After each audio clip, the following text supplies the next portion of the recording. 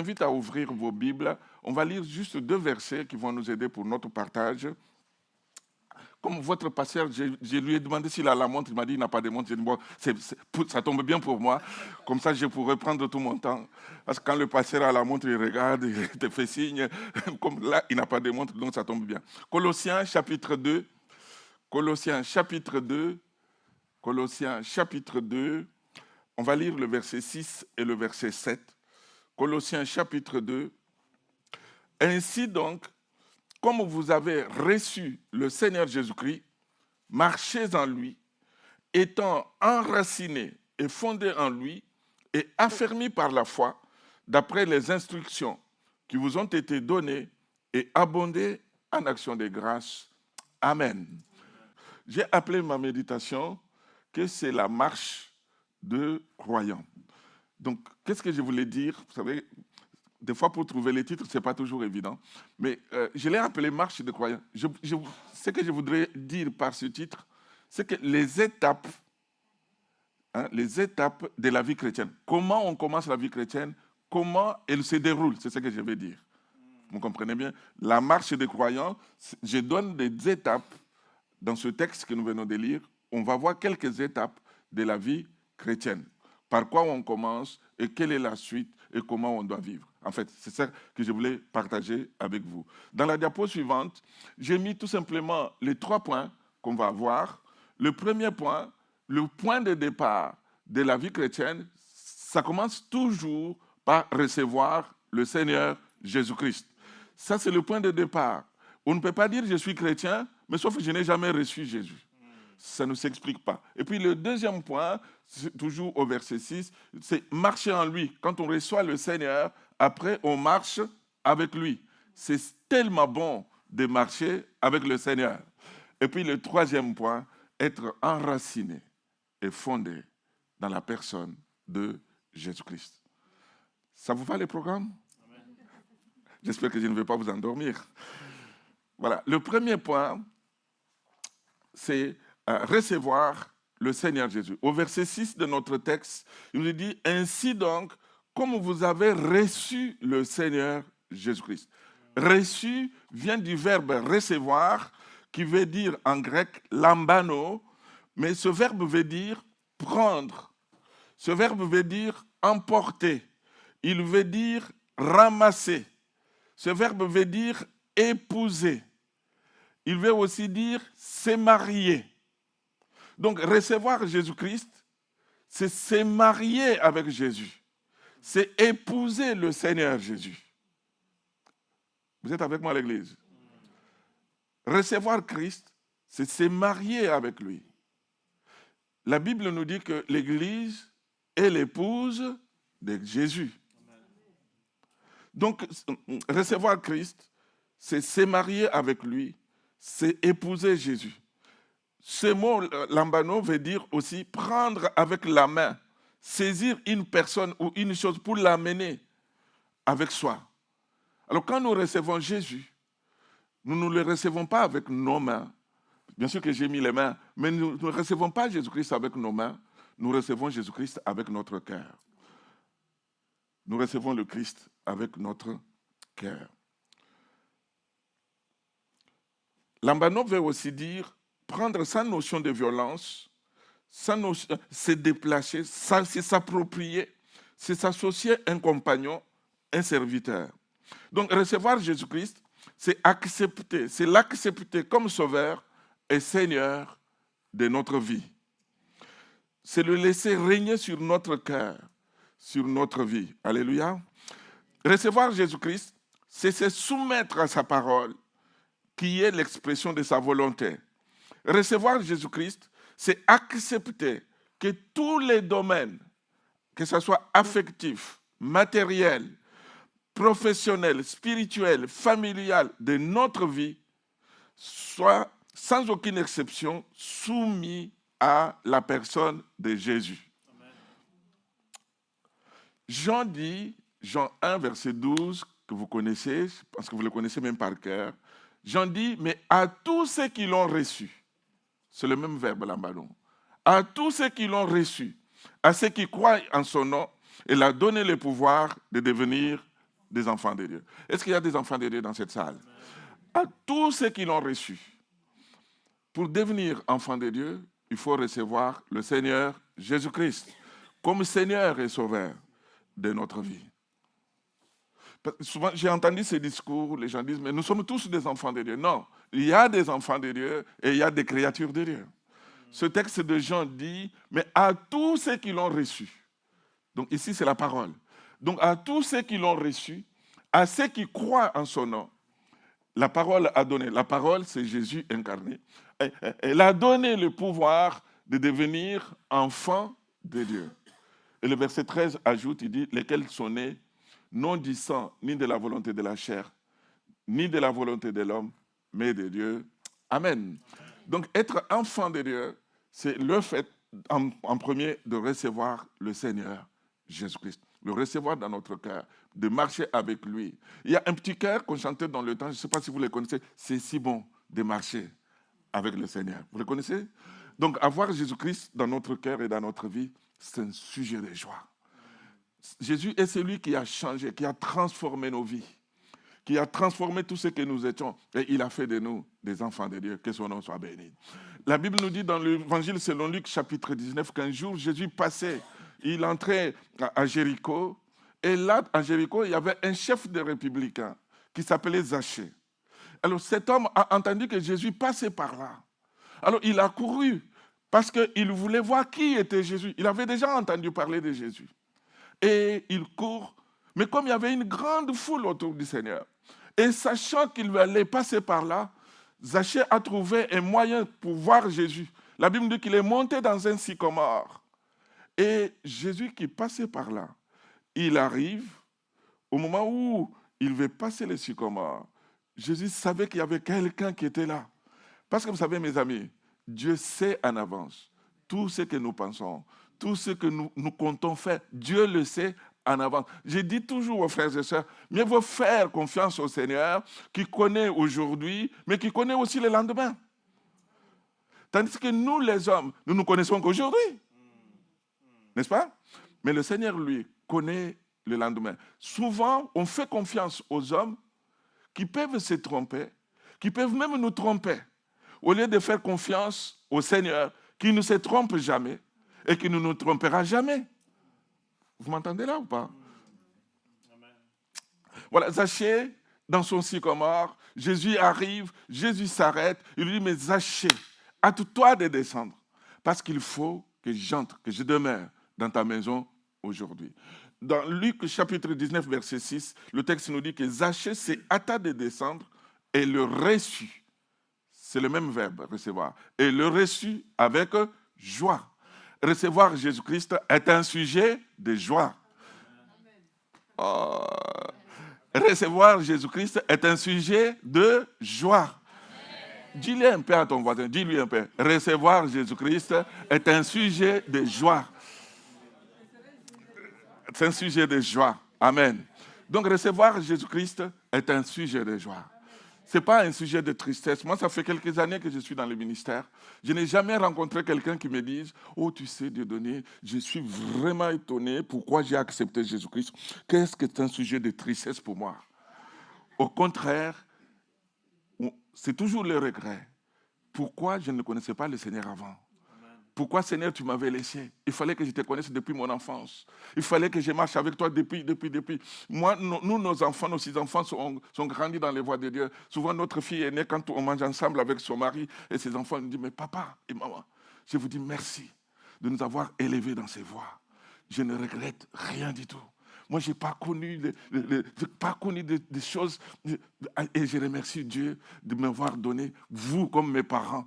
Il dit, mais ma fille, tu sais, toi, tu as eu cette chance de grandir dans les choses de Dieu, mais moi et votre maman, on n'a pas grandi dedans. Mais Dieu nous a fait grâce de les connaître. Amen. Donc, recevoir Jésus-Christ, c'est un sujet de joie. Ce n'est pas du tout un sujet de tristesse. Et je voudrais inviter peut-être un ami qui est là, qui n'a pas encore accepté Jésus. Ce matin, ouvrir le cœur. L'appeler au secours, l'appeler dans ta vie. Lui dit, mais Seigneur, je veux que tu viennes dans ma vie. Alléluia. Je veux que tu diriges ma vie. Je veux marcher avec toi. Et quand on marche avec Dieu, on est en sécurité. On est en sécurité pour la vie sur la terre, mais on est en sécurité pour l'éternité. Je n'ai rien à craindre. Mes lendemains sont assurés. Vous savez pourquoi nos lendemains sont assurés? Vous savez pourquoi? Parce qu'un chrétien, même s'il ferme les yeux sur la terre, il les ouvre de l'autre côté. Il est dans la présence de Dieu. Donc notre lendemain est assuré. On n'est plus accroché qu'à ça, mais on sait que nous avons un chez nous. Nous sommes des citoyens du ciel. Même si nous sommes encore sur la terre, mais nous savons que nous avons un chez nous. Alléluia. Je le disais vendredi à Marom, que nous avons la citoyenneté française, mais ça c'est notre citoyenneté temporaire, passagère. Nous sommes des citoyens du ciel. C'est là chez nous. Alléluia. Quand mon épouse me fait des fois des petits repas d'Afrique, j'apprécie beaucoup. Je dis, waouh, qu'est-ce que c'était bon, parce qu'on a grandi avec ça.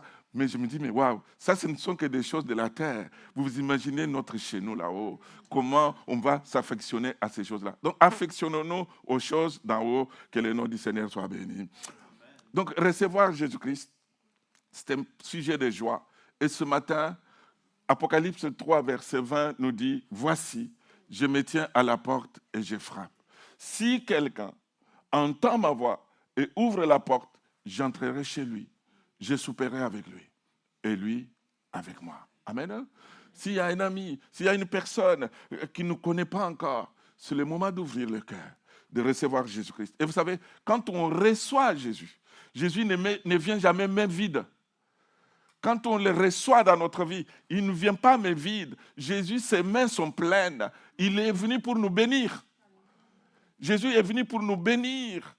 Dans le livre des Actes, c'est ce qui est écrit, Acte 3, verset 26, il est dit, c'est à vous premièrement que Dieu, ayant suscité son serviteur, l'a envoyé pour vous bénir, en détournant chacun de vous de ses iniquités. La première bénédiction, et la bénédiction que j'aime bien, la plus importante, quand Jésus vient dans notre vie, c'est d'abord le salut de notre âme. On peut chercher la guérison. On peut chercher le travail, on peut chercher la femme, le mari, on peut chercher beaucoup de choses. Mais toutes ces choses, un jour, ça va rester. Donc la plus grande des bénédictions que Dieu nous donne, que Jésus nous donne, c'est le salut de notre âme. Est-ce que tu es sauvé? Amen. Je suis venu te mettre le doute. Est-ce que tu es sauvé? Mais nous sommes au culte de chrétiens, pasteur. Car le Fils de l'homme est venu chercher et sauver ce qui était perdu. C'est pour nous sauver que Jésus est venu.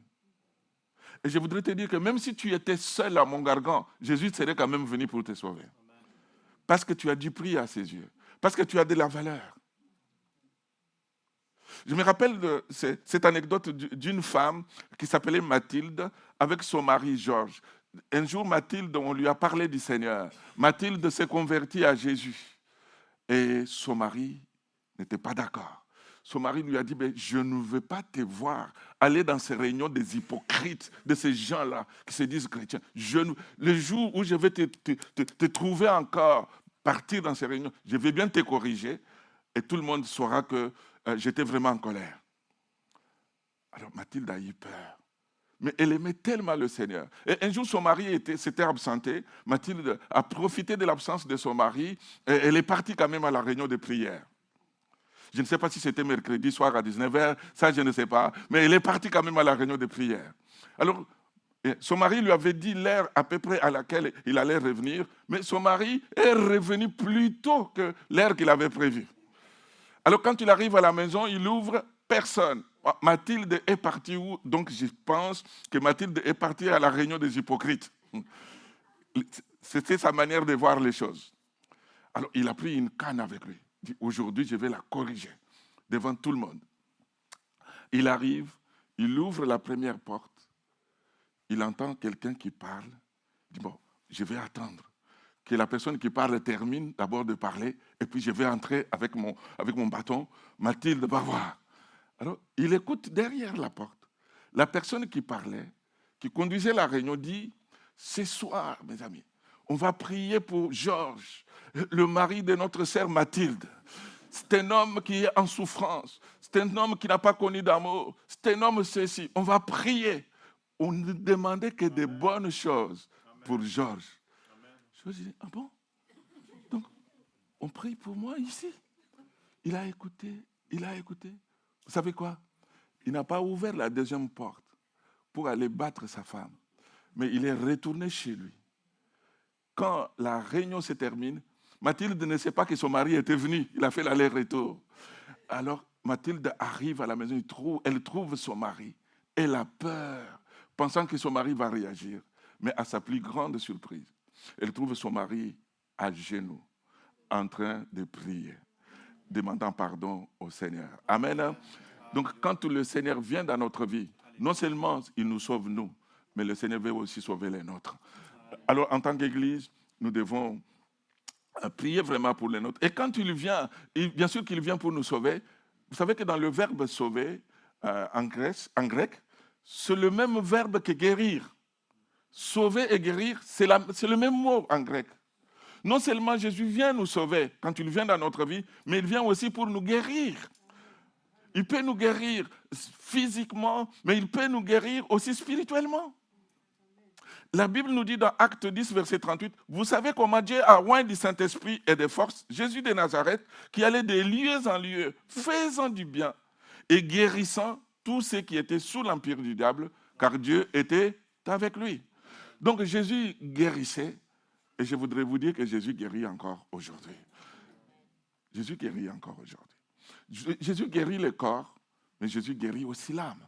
Dites-moi, parce que vous êtes de Rouen, si vous partez au CHU Charles-Nicolle, vous arrivez aux urgences, vous dites, messieurs, dames, j'arrive parce que j'ai mon cœur brisé.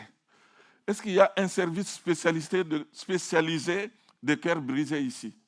Vous pensez qu'il y en a? Mais si vous arrivez avec un bras cassé, il y a un service, n'est-ce pas? Mais le service de cœur brisé, il n'y en a pas. Mais il y en a un qui guérit le cœur brisé. C'est le Seigneur Jésus. Il lui dit qu'il est venu dans Luc 4, l'Esprit du Seigneur m'a envoyé pour guérir ceux qui ont le cœur brisé. Il est l'Éternel, notre Dieu, qui nous guérit. Et Jésus guérit encore en 2025. Nous vivons encore ces choses, mes amis. Ce n'est pas seulement des histoires qu'on lit dans la Bible, parce que la Bible nous dit que Jésus est le même hier, aujourd'hui et éternellement. Donc il peut encore guérir, que son nom soit béni. Quand nous les recevons, non seulement il nous sauve, non seulement il nous guérit, mais quand nous les recevons, il vient comme un enseignant pour nous éclairer, pour nous enseigner. Alléluia. Vous savez, il y a des choix où c'est compliqué, où on ne sait pas faire, on ne sait pas quoi choisir. Peut-être que pour vous, c'est facile, mais pour moi, je reconnais que ce n'est pas toujours facile de faire des choix. Et quand des choix sont compliqués, nous avons besoin d'aller auprès de l'enseignant. De lui dire, mais Seigneur, mais quel est le bon choix? Quel est le meilleur des choix? Quel choix tu voudrais que je fasse? Il vient nous instruire, il vient nous enseigner, il vient nous conseiller, il vient nous conduire. N'as-tu pas besoin d'un conseiller comme Jésus? Non? Moi, j'ai besoin de ce conseiller-là. Je me rappelle un jour, je faisais une mission en Angleterre, et là, à Manchester exactement, et là, il y a le pasteur de l'église qui nous avait invités me raconte une histoire. Il y avait dans la salle une femme qui était malheureuse, qui pleurait. Mais pourquoi? Parce qu'elle avait, cette femme, quelques mois auparavant, elle a eu des difficultés dans son couple et elle est allée voir un conseiller conjugal. C'était une femme. Alors, la femme conseillère lui a dit, tel que tu me racontes des choses, avec ton mari, ça n'ira jamais. Je te conseille de vous séparer.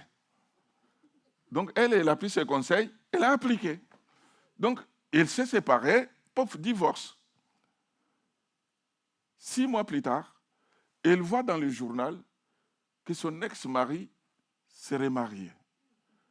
Mais elle est allée voir, mais avec qui elle serait mariée? C'était avec la conseillère conjugale.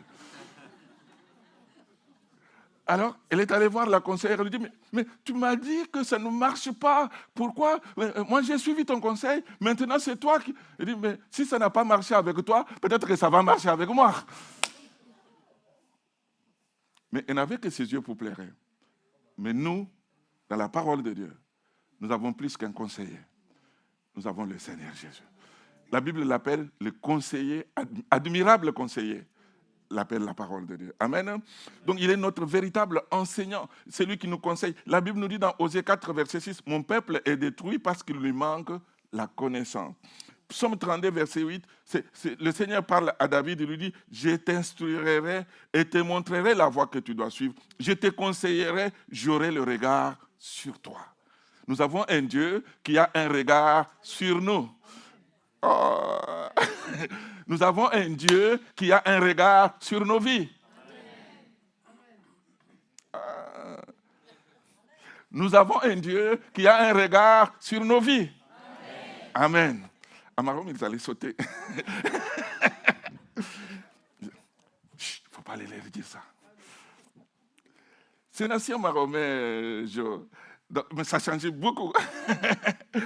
Voilà. Donc, voyez-vous, recevoir Jésus-Christ, nous devons le recevoir comme un roi. Il vient pour gouverner, il vient pour régner. Mais Jésus n'est pas un roi qui vient nous maltraiter, qui essaie de nous détruire. Il vient pour nous bénir, il vient pour nous faire du bien. Donc, ne pas recevoir Jésus-Christ, c'est passer à côté de sa vie. La meilleure des choses, le meilleur des choix qu'on puisse faire dans cette vie, c'est avoir Jésus-Christ comme Seigneur et Sauveur de notre vie. Amen. Amen. Avoir le Seigneur Jésus comme Seigneur et Sauveur de notre vie. Et quand il vient dans notre vie, Jésus ne vient pas pour tout simplement venir mettre la main sur notre épaule pour nous dire non, ça va aller. Non, non, non, non. Il vient pour vivre avec nous. Il vient, que ce soit à minuit, que ce soit à 6 heures, que ce soit à 12 heures. Votre pasteur, il lui arrive d'être fatigué. Votre pasteur, nous les pasteurs, il nous arrive des fois qu'on nous appelle à 1h du matin, à 2h du matin. Des fois, je dis, je ne peux pas parce que je suis fatigué. Des fois, on peut être absent. On part aussi en vacances. Mais le Seigneur Jésus, il ne sera jamais fatigué. Il ne sera jamais en vacances. Vous pouvez l'appeler à 2h du matin. Il va vous répondre. Vous pouvez l'appeler à 6h du matin. Il va vous répondre. Alléluia. Il est comme un fiancé quand il vient dans notre vie. Vous savez, quand un jeune couple, je ne sais pas celui qui se marie samedi, comment ils sont, mais moi, je me rappelle que quand j'ai fréquenté la mienne, quand arrivait le dimanche pour que je ne la voie pas, oh, mon Dieu, c'était toute une éternité. Il fallait que je la voie chaque jour. Et chaque jour, je peux vous dire. Et cela pendant 4 ans, jusqu'au mariage. Chaque jour, il fallait que je la voie. Et quand je la vois, quelle que soit l'heure, je rentrais chez moi, des fois il était 2h du matin, des fois je rentrais, il était 3h du matin, mais je ne voyais l'heure que l'heure est passée, seulement quand je commence à rentrer chez moi. Mais quand on est ensemble, je ne voyais pas l'heure passer. Et si on aime le Seigneur, comme il vient, quand il vient dans notre vie, n'avons-nous pas besoin, mes amis, d'avoir une intimité avec le Seigneur, avoir des moments bénis, des moments où il nous fait du bien, des moments où je lui parle, il me parle, et nous nous parlons, nous nous entendons. J'aime bien le Seigneur, parce qu'il réchauffe notre cœur dans sa présence et il nous fait du bien. Que son nom soit béni. Amen. Amen. Voilà, le deuxième point, je vais aller vite maintenant, j'ai beaucoup plus de temps. Le deuxième point, c'est marcher en lui. Marcher en lui, ou la persévérance. J'ai mis la persévérance parce que quand on marche, on progresse, on continue quand on marche. Le verbe marcher, perpitao, veut dire progresser, faire un usage des opportunités. Ce terme veut dire régler sa vie, se conduire. Je les ai mis là pour que vous puissiez voir les significations. Il y a un verset dans la Bible où Dieu nous montre comment nous devons marcher avec lui. Peut-être que vous les connaissez, je pense que vous les connaissez pour les anciens. C'est Michée, chapitre 6, au verset 8. Michée, chapitre 6, verset 8. Il est dit ceci dans ce verset, « On t'a fait connaître, ô homme, ce qui est bien, et ce que l'Éternel demande de toi, c'est que tu pratiques la justice, que tu aimes la miséricorde, et que tu marches humblement avec ton Dieu. » Amen. Que tu marches humblement avec ton Dieu. Pour que je marche avec Dieu, il faut que Dieu soit d'abord mon Dieu. Et puis je ne peux pas marcher d'une manière orgueilleuse. Il faut que je marche humblement. avec Dieu. C'est fort, hein? Ce que Dieu demande de moi, ce que Dieu demande de l'Église, c'est que je marche humblement avec Dieu.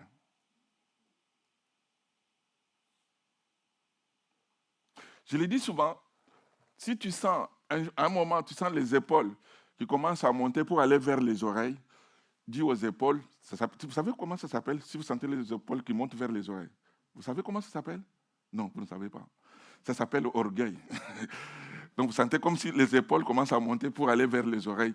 Dis aux épaules, rentrez à votre place. Votre place, ce n'est pas aux oreilles. Marchez humblement. Quand ce texte nous parle de marcher avec Dieu, il y a plusieurs manières de marcher avec Dieu. Ici, le texte nous dit marcher en lui, mais marcher humblement avec notre Dieu. Tu viens, Dieu? Tu viens? On va faire une petite expérience. Pourquoi ça tombe sur toi? Mais je te connais un peu mieux. Donc, le texte nous dit marcher humblement avec Dieu. Je vais vous montrer 4 manières différentes de marcher avec Dieu. Je vais y aller vite parce que le temps nous presse. Donc, la première manière de marcher avec Dieu, regardez avec moi dans Genèse chapitre 17. Genèse chapitre 17, verset 1er. C'est Dieu qui dit à Abraham, il lui dit, lorsqu'Abraham fut âgé de 99 ans, l'Éternel apparaît à Abraham et lui dit, je suis le Dieu Tout-Puissant, marche devant ma face et sois intègre. La première manière de marcher avec Dieu, c'est de réaliser, viens devant moi, allez, accepter que je suis Dieu pour ce soir. Et Jonathan, c'est Abraham. Mais tu n'as pas encore 99 ans, sois rassuré. Voilà, maintenant, tu marches. Vas-y, tu peux marcher. Donc, il marche. Moi, je suis derrière. Lui, il est devant moi. Donc, tout ce qu'il fait, tous ces mouvements, qu'il aille à gauche, qu'il aille à droite, je le vois. Vous êtes d'accord? Donc, il marche devant moi. C'est ce que Dieu a dit à Abraham, marche devant ma face. Donc, en tant qu'enfant de Dieu, je n'ai pas fini, tu viens. En tant qu'enfant de Dieu, mes amis, nous devons réaliser que partout où nous sommes sous les regards de Dieu. Que je sois à Montgargan, que je sois à Paris, que je sois à Kinshasa, que je sois à Washington, je suis sous les regards de Dieu. Que ma femme soit là, qu'elle soit absente, que mes collègues pasteurs soient là ou pas, je suis conscient que je suis sous les regards de Dieu. Et ça s'appelle la marche de la consécration. Donc, j'appartiens à Dieu. Ma vie ne m'appartient plus à moi-même, elle appartient au Seigneur. Donc, partout, je marche dans la crainte respectueuse de son nom. Alléluia. Je résume vite fait. Et la deuxième manière de marcher, est-ce qu'on peut nous mettre le texte suivant? C'est 2 Rois, chapitre 20, verset 3. C'est le roi Ézéchias. Quand il est malade, on lui dit qu'il va mourir. Ézéchias pleure devant Dieu. Il lui dit à Dieu, souviens-toi que j'ai marché devant ta face avec fidélité et intégrité de cœur, que j'ai fait ce qui est bien à tes yeux.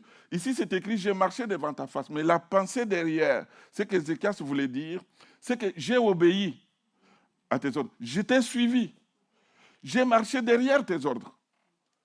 Donc, en reprenant mon frère, donc je suis devant, acceptez encore que je suis Dieu. Je suis Dieu. Et lui, c'est Ézéchias. Il marche, je suis devant, et lui me suit. Tu me suis, Joe? Tu me suis? Tu es toujours avec moi? Voilà. Si je pars à gauche, tu me suis. Si je pars à droite, tu me suis. Mais il me suit. Donc, il obéit. Et ça s'appelle la marche d'obéissance. La première, c'est la marche de consécration. La deuxième, c'est la marche d'obéissance. Donc, on marche en suivant Dieu. Amen. Et puis, la troisième manière de marcher, donc c'est Genèse 5, 22, Enoch, après la naissance de Methushala, marcha avec Dieu 300 ans. Et ici, la pensée, c'est quoi? Voyez-vous, la première, il marche devant Dieu. La deuxième, il marche derrière Dieu. Et la troisième, on marche côte à côte. Côte à côte. Donc, on marche ensemble. Et cette marche, ça s'appelle la marche de la sanctification. Amen. C'est la marche de la sanctification. Maintenant, c'est bon. Merci.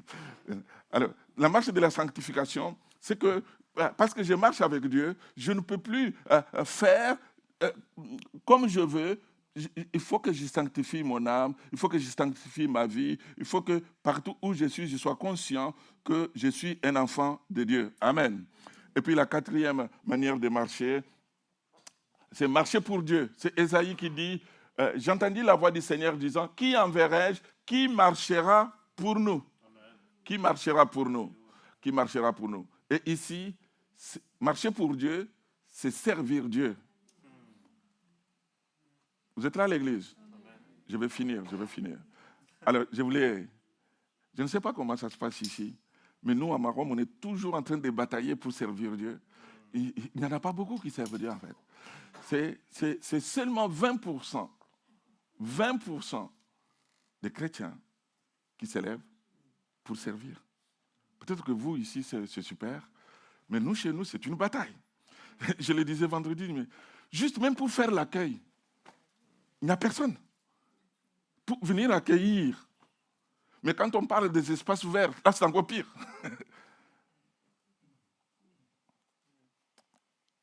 Amen. Marcher pour Dieu, ce n'est pas seulement aller à Paris, on marche pour Dieu. Non.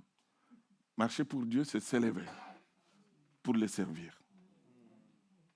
Amen. Pour les servir. Dans le service des ménages, par exemple, au lieu que ce soit les mêmes personnes qui font tous les jours, mais si vous imaginez tel que vous êtes là, s'il y a 10 équipes qui font les ménages, je ne sais pas si ici c'est comme ça, mais nous, à Marom, on bataille. S'élever pour servir. Marcher en lui. Éphésiens 4, je crois que c'est le verset 6, il dit que notre marche soit digne de la vocation que nous avons reçue. Quand on regarde ce que le Seigneur a fait dans notre vie et notre manière de marcher avec lui. Vous savez, le mot dit, axios, c'est le terme balance. Donc balance, vous voyez quand vous avez deux plateaux sur la balance, vous mettez du poids ici, il faut que ce que vous mettez de l'autre côté équilibre le poids qui est à gauche. C'est-à-dire vous mettez la vocation, ce que Dieu a accompli. Et ce que vous faites, il faut que ça s'équilibre. Est-ce que quand on regarde ce que Jésus a fait dans nos vies, et ce que nous faisons en retour, est-ce qu'il y a de l'équilibre? Servir le Seigneur, ça devrait être la moindre des choses. Amen. J'écoutais un pasteur qui disait, c'est Billy Graham d'ailleurs, il disait dans son enfance, on a visité son musée aux États-Unis, dans Caroline du Nord. Il disait dans son enfance, quand il venait de se convertir, Dieu l'appelle, lui pensait qu'en répondant à l'appel de Dieu, c'est comme il faisait un privilège à Dieu. Mais ce n'est que plus tard qu'il a compris que servir Dieu, c'était un privilège pour lui. Parce qu'il ne servait pas un homme, mais il servait le roi des rois, le Seigneur des seigneurs. Amen. Amen. Et puis, mon troisième point, mon dernier point, je vais résumer dans 2-3 minutes. Donc, il est dit, être enraciné et fondé en lui.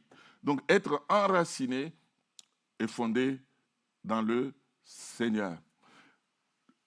Vous connaissez tous l'importance des racines d'un arbre. Un arbre sans racines ne peut pas tenir. Un bâtiment sans fondation ne peut pas tenir non plus. Le palmier du désert enfonce ses racines des fois jusqu'à 20 mètres en profondeur de la terre. Et vous allez voir, le vent peut souffler, les rameaux peuvent toucher le sol, mais dès que ça s'arrête, ça revient. Pourquoi? Parce que les racines sont profondes. J'ai regardé, vous savez, le pont de Normandie, pas très loin d'ici chez nous, les pylônes vont jusqu'à 214 mètres de hauteur, mais la fondation sous les lits de la Seine, ça va jusqu'à 50 mètres. 50 mètres sous les lits, pas au niveau au-dessus, mais sous les lits de la Seine, jusqu'à 50 mètres. Notre Dieu est un Dieu qui aime la profondeur. Dieu n'aime pas être superficiel. Dieu n'aime pas l'apparence. Vous savez, il y a ce texte que vous connaissez, les hommes regardent à l'apparence, mais Dieu, lui, regarde au cœur. Dieu aime la profondeur. Dieu aime... d'ailleurs, pour que nous puissions tenir dans la marche avec Dieu, il faut qu'on soit profond. Amen. Amen. Si on n'est pas profond, si on est superficiel, ça va tenir pour un moment, mais ça va s'écrouler. J'ai besoin de la profondeur. J'ai besoin d'avoir des racines. En quoi? Des racines dans ma foi en Jésus, des racines dans la parole de Dieu, des racines dans mon vécu de chaque jour. Il y avait une émission qui passait sur France 3 dans le temps, qu'on appelait vie publique, vie privée. Vous vous rappelez? Ce qui fait la force de notre vie publique en tant qu'enfant de Dieu, c'est notre vie privée avec Dieu. Amen. Ce qui va faire la force, c'est notre vie privée. Je disais que Dieu aime la profondeur. Voyez-vous, dans Luc 13, la Bible nous dit que un vigneron avait un figuier dans sa vigne, et il arrive, il trouve que la vigne ne porte pas du fruit, il n'y avait que des feuilles. Il dit tout de suite, coupez cet arbre, jetez-le. Et puis le vigneron va dire, mais non, donne-lui encore de la chance. Je vais creuser tout autour. Je vais mettre du fumier. Peut-être qu'il portera du fruit. Voyez-vous, pour qu'on porte du fruit, il fallait qu'on creuse. C'est-à-dire aller en profondeur. Le fumier n'était pas à mettre tout simplement autour du figuier. Il fallait creuser, envoyer le fumier aux racines. Et c'est là que les racines allaient changer de vie pour que la vie de l'arbre puisse changer. Amen. On a tellement de frères et sœurs qui ont la vie d'église un peu décousue, la vie d'église où il n'y a pas de racines. Nous avons besoin, mes amis, d'aller en profondeur. David disait dans le psaume 119, « Je serre ta parole dans mon cœur. » Ce n'est pas sur mon cœur. J'ai entendu une chrétienne chez nous, bon, ça c'est chez nous, à Maroc. Ici, vous connaissez bien. Il dit, « Seigneur, tu as dit, je serre ta parole sur mon cœur. » Je dis, non. Sur, ça fait la surface. Mais la Bible ne parle pas de serrer la parole sur la surface. Je serre ta parole dans mon cœur. C'est quand la parole est ancrée, est enracinée dans notre cœur, qu'elle va porter du fruit. Amen. Le fils prodigue, quand il revient vers son père, il n'a pas dit tout simplement comme ça, bon, je vais retourner vers mon père, mon père. Non. La Bible nous dit qu'il est rentré d'abord en lui-même. Il s'est dit, je vais retourner vers mon père. Donc quand il revient, c'est une véritable repentance, c'est une repentance profonde. Qu'il va revenir vers son père. Et il y aura une grande fête ces jours-là dans sa famille. Amen. Voilà quelques pensées que je voulais tout simplement partager avec vous. Donc, recevoir Jésus-Christ, c'est notre point de départ. Deuxième, les musiciens, pardon, est-ce que vous voulez revenir, s'il vous plaît? Recevoir Jésus-Christ, c'est notre point de départ. Et puis, deuxième point, c'est marcher en lui. Et puis, la dernière pensée, c'est être enraciné et fondé à la personne de Jésus. Amen.